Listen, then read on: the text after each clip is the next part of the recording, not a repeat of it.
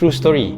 Awal tahun 1980-an, Nintendo nak keluarkan game. Plan asal dia nak buat game berdasarkan Popeye the Sailor Man.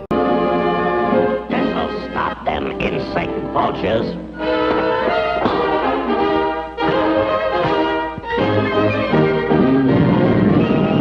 Lawan Pluto, orang jahat tu nak selamatkan girlfriend dia, Olive Oil. Semua dah siap dalam kepala.